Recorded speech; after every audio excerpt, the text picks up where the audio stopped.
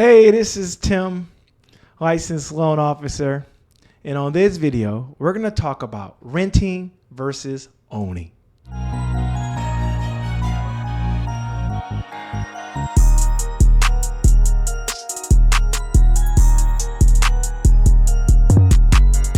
Thank you so much for watching. And it's always an honor to be here with you. And before we get into the video, renting versus owning, I want to let you know what this channel is about. This channel is all about buying your first home for first-time home buyers. It's about having excellent credit, leveling up, making extra money through investment properties or other things and budgeting related. If you like those kind of topics and things like that, consider subscribing to this channel. Now let's get into the video. I'm going to tell you everything you need to know about renting versus owning. At the end of this video, I hope you can decide, and this could help you decide. So let's get into it. So I made a little list here and some notes to help me stay on track and so I don't miss anything. So the first thing I want to talk about is some of the benefits to renting. A lot of times renting gets a bad rap. But renting to me actually is just another form of housing. We all need a place to live, and if you choose to rent based on your personal decisions or your financial decisions, that's totally fine. I'm not here to pressure people to buy a home or shove it down your throat. My job is to give you the information and you decide, because only you know your personal finances, only you know your lifestyle, and only you know what will work for you. So my job is to give you the information, maybe make a recommendation, but at the end of the day, you make the decision. It's your life. You have to make the payment. And it's very important to live your own truth and make decisions, based on what's comfortable for you. Don't ever feel pressured to do certain things, okay? So let's get into it. So let's talk about renting.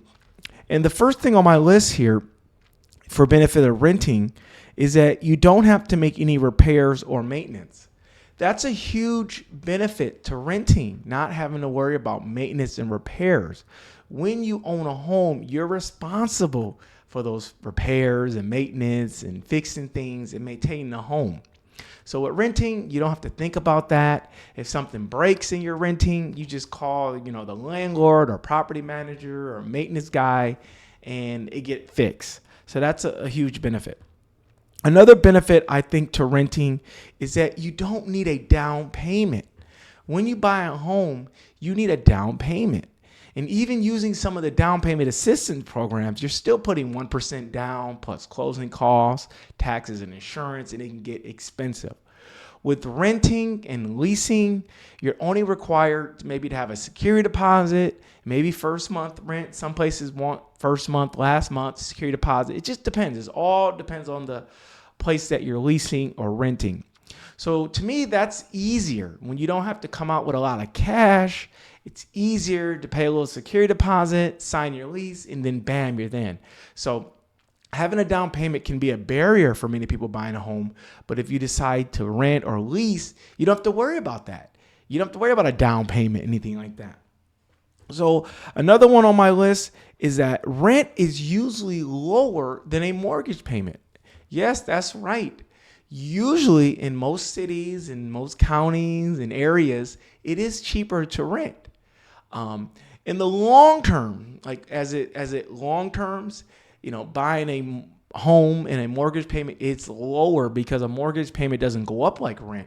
But initially, rent is a lot lower, or I don't know if it's a lot lower, but it'll be lower than buying a home. So if you want to save money, renting or leasing is better. You don't need a down payment, and usually that monthly rent or lease payment will be lower than a mortgage payment.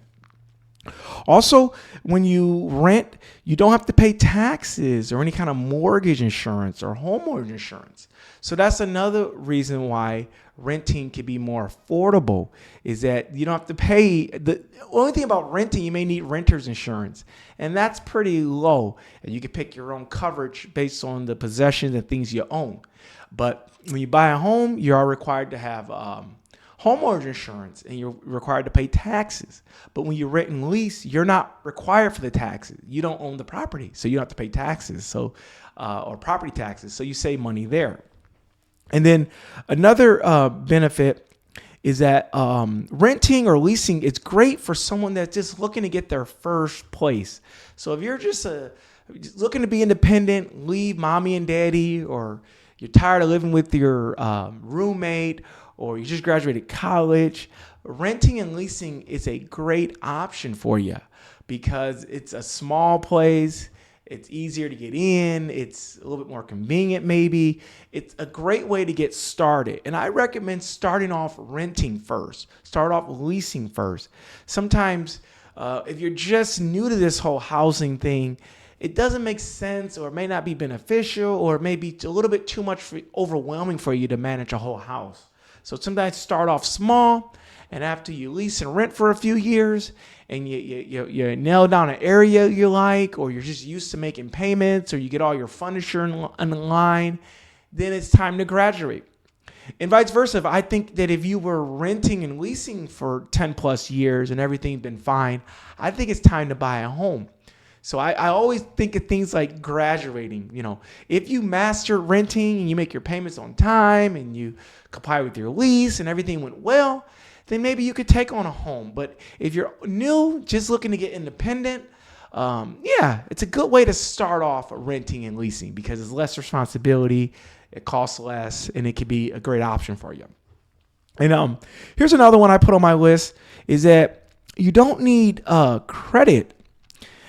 Or credit doesn't matter as much. So when it comes to renting and leasing, some of them will run a soft pull and review your credit. It depends on the place that you're leasing or renting. And some don't even care, don't even look at credit. They just do a background check to make sure you don't have any evictions and things like that. But when you buy a home, you are required to have decent to good credit. I would say 620 or above.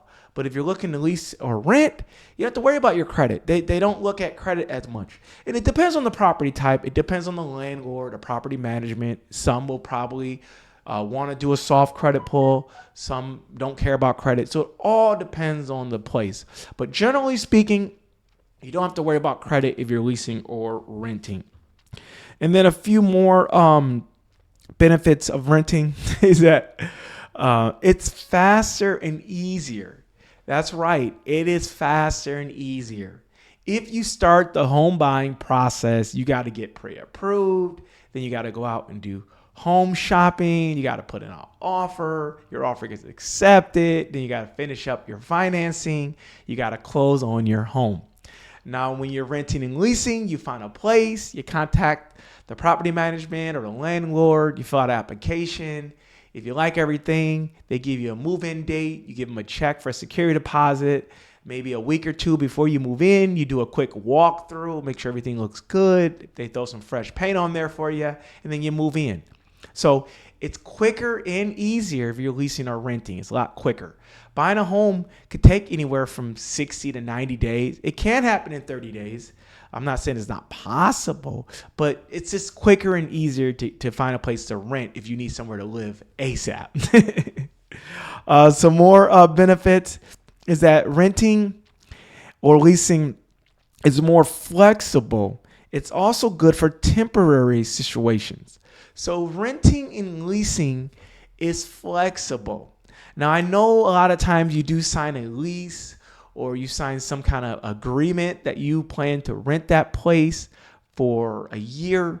But if something happens or something comes up, a lot of times if you contact the landlord or property management and explain your situation, hey, I lost my job, or my job is moving, or I'm going to go live with this friend, they usually have different ways for you to break that lease. Now, if you don't communicate with them, sometimes they will put an eviction on your record, which you don't want. They'll also want you to pay the rest of the payments. I'm like, why would you have to pay the rest of the payments? Because you agreed to make those payments for 12 months. But if you contact them, some will just say, hey, give us some time. We'll put your apartment on the market. And once it's on the market, when someone else agrees to rent out your unit, then you're off the hook. Or some will say you have to find somebody. So you find someone that wants to rent that unit, and then you're off. So it all depends. Or some of them say, okay, just pay us 1 month.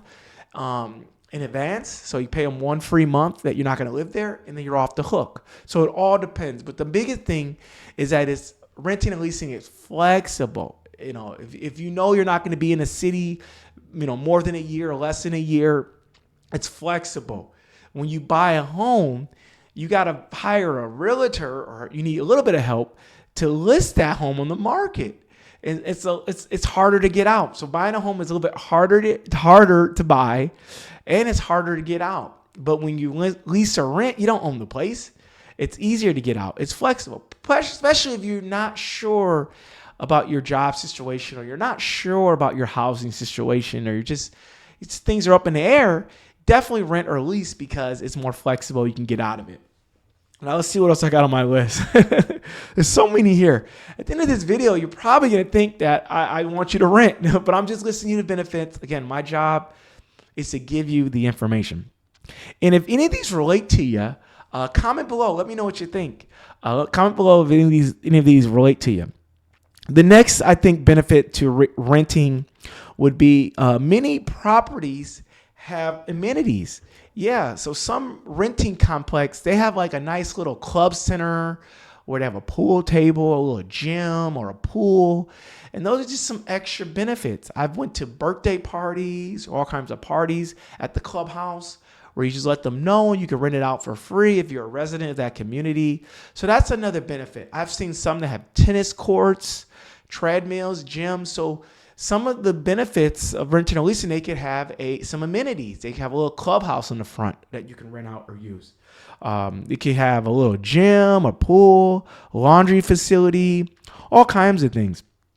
And the last thing to renting is that if you like to travel, let's say you love traveling, you love being out and about, it may not make sense to buy a home if you're not going to be there. Because if you're buying this home and you're paying this mortgage payment and everything like that, you're not even there.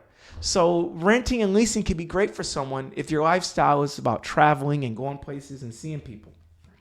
And then I think, I got two more, and then we're done, okay? If you don't like commitment, buying a home is a commitment. Some people don't want commitment, don't want responsibilities, and that's totally fine.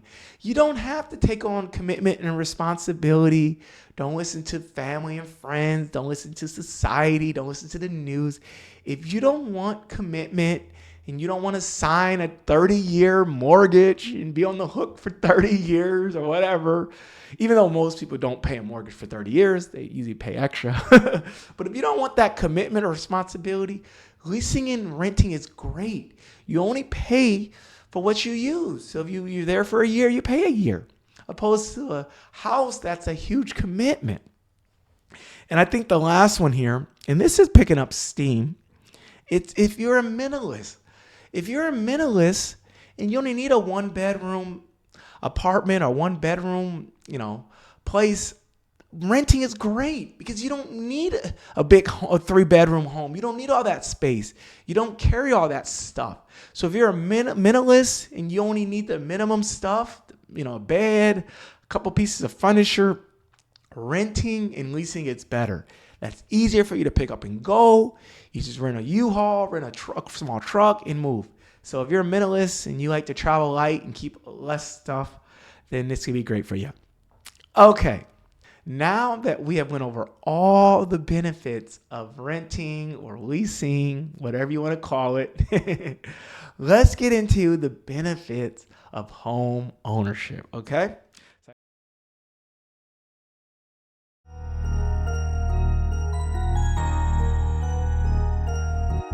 Buddha.